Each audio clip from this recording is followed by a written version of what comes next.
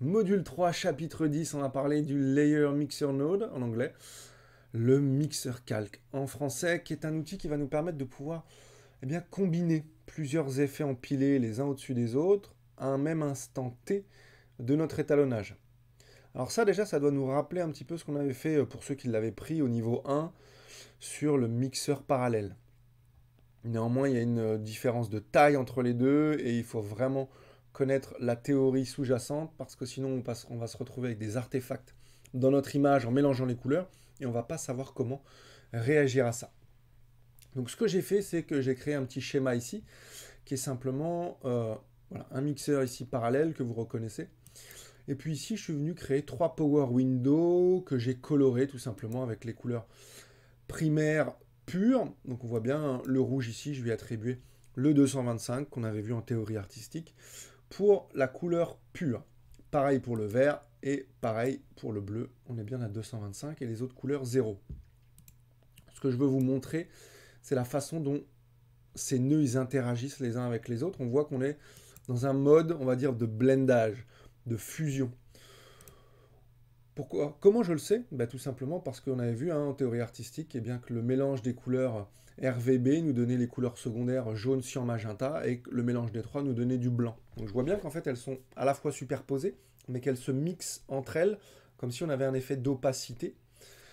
Et ça c'est l'effet quand on travaille avec le mixeur parallèle. C'est-à-dire que l'ordre dans lequel vous travaillez vos nœuds importe peu finalement puisque ça vient se mixer.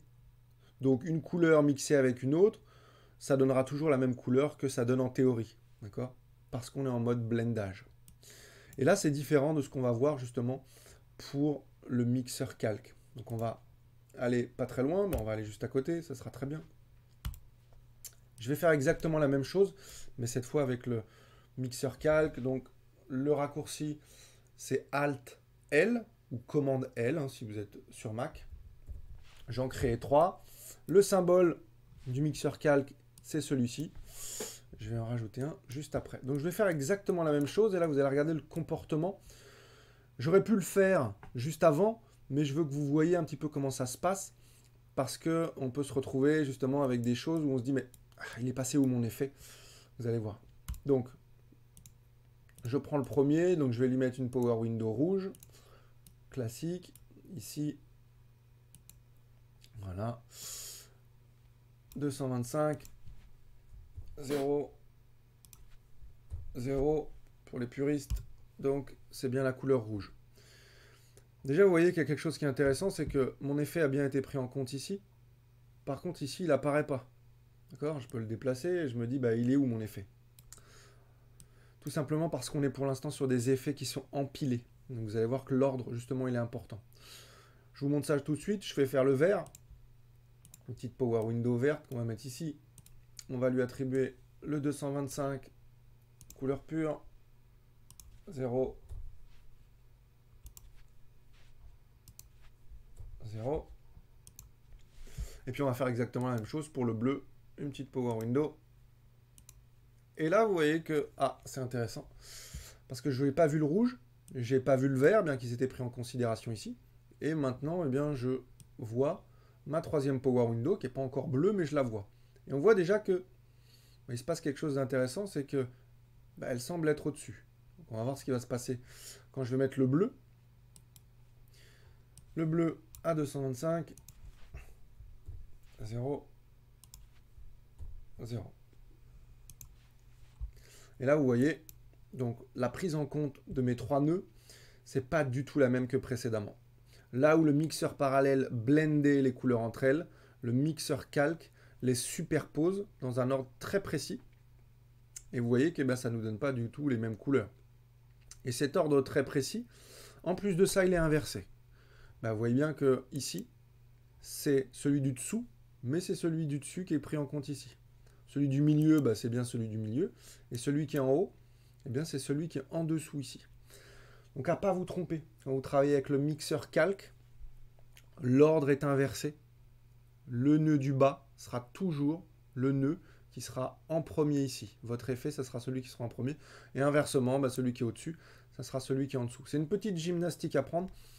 mais qui est importante parce que sinon on peut vite se perdre. Donc, on récapitule. En mode mixeur parallèle, ça blende les choses, donc l'ordre importe peu. Avec le mixeur calque, l'ordre est important. Donc voilà, en partie théorique, ça c'est important à comprendre parce que sinon, là, vous allez vous perdre dans vos couleurs. Du coup, eh bien, on va aller voir un exemple pratique. J'ai vu un plan qui m'intéressait. C'était celui-ci et je me suis dit qu'on allait pouvoir faire des choses intéressantes. Donc, par contre, j'ai pas de color management dessus. Non, ok. C'est quoi ça? C'est du red. Oui, c'est du red white gamut. Ok, je le fais rapidement. Ça, c'était le module 2. Hein.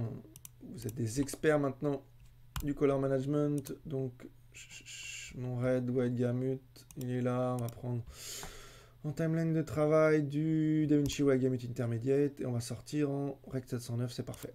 Très bien. Comme ça, au moins, j'ai une image de départ. Je vais créer un nœud en série et puis à partir de là, mon raccourci pour créer le mixeur calque, c'est Alt L ou commande L si vous êtes sur Mac. Très bien. En voyant cette image, en préparant la leçon, je me suis dit que ça pourrait être intéressant eh bien, de la lier à ce qu'on avait vu sur le module artistique sur un schéma discordant. Schéma discordant, vous vous rappelez, la liste de Schindler, le noir et blanc avec la petite fille avec la cape rouge, ou sixième sens. Eh bien, c'est ce qu'on va essayer de faire ici. Donc, on se rappelle que l'ordre est important. Et donc, ça, celui du dessus, va être en dessous. Donc, qu'est-ce qui va être en dessous? Ce qui va être en dessous, c'est le noir et blanc. Et puis, la couleur va être au-dessus. Parce que si je fais l'inverse, je ne vais pas voir la couleur de ma plante. Très bien. Donc ici, je vais commencer par désaturer le nœud du haut. Donc, je le désature. Vous voyez qu'il est bien pris en compte dans mon nœud, mais qu'il n'est pas là, parce qu'il est en dessous. Il est empilé, mais il est en dessous.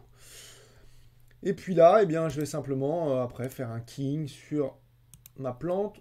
On va aller assez rapide, hein. Ça, c'est des choses... Hop. Vous voyez qu'il y a quand même un peu de vert ici. Il faudrait travailler de manière beaucoup plus précise. On va nettoyer un petit peu les noirs. Voilà.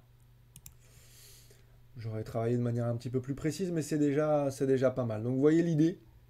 On a créé notre schéma discordant avec simplement deux nœuds qui sont empilés les uns sur les autres. Et donc j'ai bien ma couleur qui ressort. Là, à ce niveau-là, on pourrait se dire, bah ouais, mais ça, je peux très bien le faire avec un outside node. C'est vrai. Pour cet exemple précis, en tout cas, on peut le faire avec l'outside node. Mais, par exemple, si j'avais voulu créer...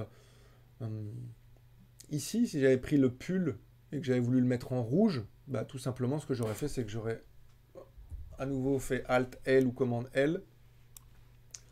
Vous voyez qu'à nouveau, les deux ont été travaillés, mais ils ne sont pas pris en compte. Il aurait fallu que je travaille sur le troisième. Faire un keying autour de son pull, le mettre dans la couleur que je veux, rouge, vert, peu importe. Et puis, ensuite, j'aurais pu continuer mon étalonnage. Voilà. Alors qu'avec le nœud inversé, par définition, eh bien, j'aurais pu travailler que sur deux choses. Donc voilà une utilité pratique pour cet effet. Il y en avait bien évidemment plein d'autres à vous de tester. Et moi, ce que je vais vous montrer, c'est également les modes de fusion. Parce que ce qui est important, c'est les modes de fusion, justement. Vous voyez que si je fais un clic droit sur ce mixeur calque, mode de fusion, pour l'instant, tout ce que je vous ai montré, c'est le mode normal. Mais vous voyez qu'on en a une ribambelle, donc on ne va pas tous les faire. Un, parce que je ne les ai pas tous testés, je ne les connais pas tous. Et deux, parce que ça serait trop long. Mais je vais vous en montrer deux que j'avais en tête. Donc ce que je vais faire déjà, c'est que je vais remettre à 0. Ah j'ai été un petit peu trop loin, vous voyez, je vais me précipiter. Hop, c'est pas grave. Voilà. Donc, j'avais envie de vous montrer un effet un petit peu dreamy, quoi, un petit peu un effet rêve. Parce que c'est ce que quand j'ai vu cette image, je me suis dit, tiens, elle est sur son canapé. Voilà, l'effet rêve, on le retrouve pour des flashbacks, des choses comme ça, donc ça pouvait être intéressant. Donc là, eh bien, l'ordre est toujours important. Ce que je vais faire, c'est que je vais prendre celui du bas. Je vais rajouter un petit peu de flou ici. Voilà. Et puis là, je vais faire un clic droit et le mode de fusion, cette fois de normal, je vais passer à superposition. Vous voyez ce qui se passe tout de suite. Le mode de fusion impacte grandement le résultat de l'image, donc ça va être important de les tester. Ça, c'est le premier effet très rapide. sur l'effet un petit peu dreamy. Et puis je vais vous en montrer un autre, avec un autre effet, qu'on retrouve dans des films comme 300, comme Le Soldat Ryan aussi. Et donc là, ce que je vais faire, c'est que je vais toujours prendre celui du bas, là, et puis je vais le désaturer complètement. Donc là, vous voyez, contrairement à tout à l'heure où j'avais désaturé ça, dans un autre mode de fusion, eh ben, je prends celui du bas, je le désature. Je vais ici changer mon mode de fusion et je vais le mettre sur impression. Voilà. Et là, ben, vous voyez que ça m'a bien donné mon effet, qu'on appelle bleach bypass, hein, qui est un effet où on a une faible saturation, notamment dans les basses lumières, et un haut contraste, notamment dans les hautes lumières. Donc voilà des effets possibles. Encore une fois, il y en a plein. Testez-les, amusez-vous avec ça. Et puis, de toute façon, c'est en pratiquant et en s'amusant avec les images qu'on a qu'on s'améliore en tant qu'étalonneur. Donc voilà, pour le mixeur calque, on va pas plus loin. On va aller passer dans les leçons suivantes en revue quelques effets FX. Et on va commencer notamment par le FX Blur.